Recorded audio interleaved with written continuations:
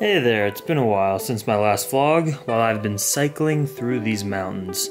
Since coastal Mazatlan, I've been passing through tall, steep mountains up and down through rain, lightning, and thunderstorms.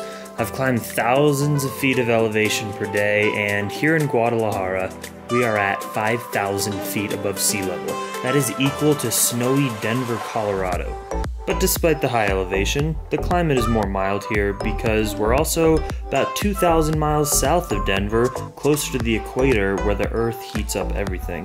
The past couple weeks I've been camping lots, asking locals if I can camp under their porch under rainstorms, and talking with so many locals about their lives in mountainous Mexico, in addition to sharing stories of my journey, as well as animal rights and why I eat lentil, potato, and veggie tacos every night instead of carne asadas. I've stayed in a few farm sheds, and I've even couch surfed a couple times, which is always nice. A year ago, though, I was happy at the start of my journey, but it was cold.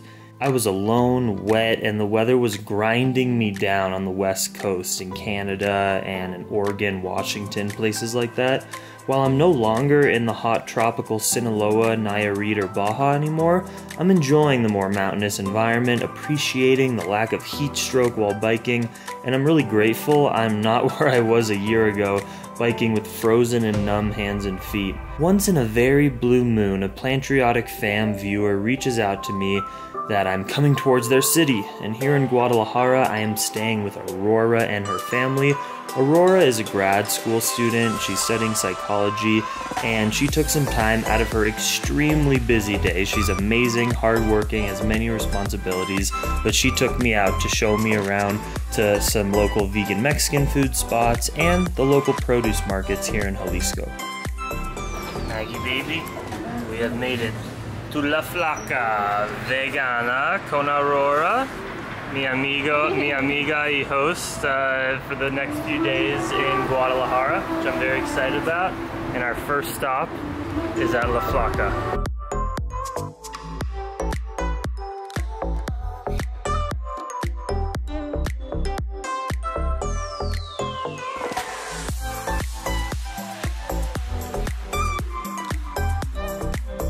I got the enmoladas, kind of like an enchilada, just soaked in mole sauce, right?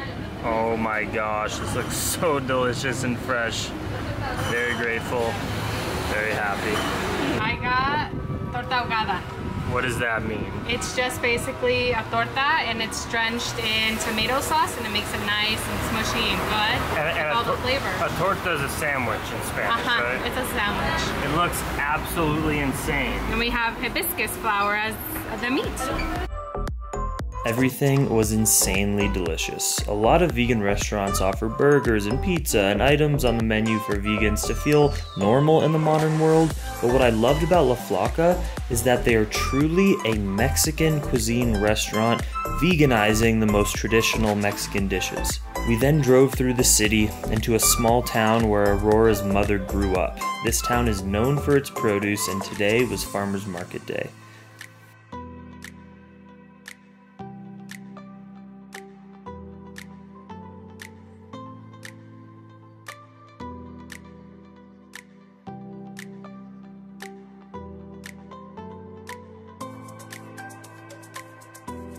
A big difference between American and Mexican culture is that Mexicans go out every single day to gather fresh ingredients for the day's cooking, whereas in the States, most people shop for a week's worth of food or more.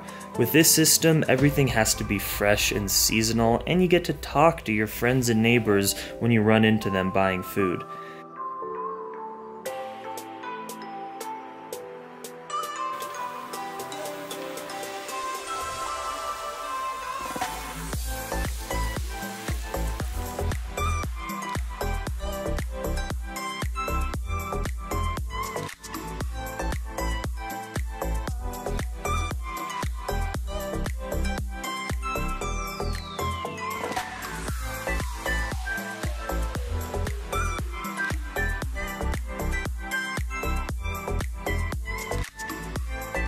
And then fresh juices. While most of the savory street food in Mexico is made with lard or meat, There's always fresh fruit and juice vendors for the healthier and vegan folk. I got beet, green, carrot, orange juice.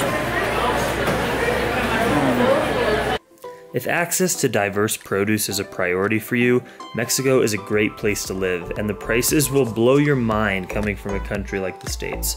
Most produce hauls will cost me half or less here than what the equivalent amount of produce would have cost me in the US.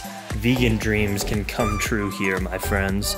Thank you so much for supporting me in the channel. If you want to continue watching Maggie and I cycle the world and spreading the vegan message to these local communities, please consider pledging on my Patreon page. Just $1 or $2 per month goes such a long way when you all come together, so I appreciate you so much. Links are below in the description. Much love, Dream Extreme.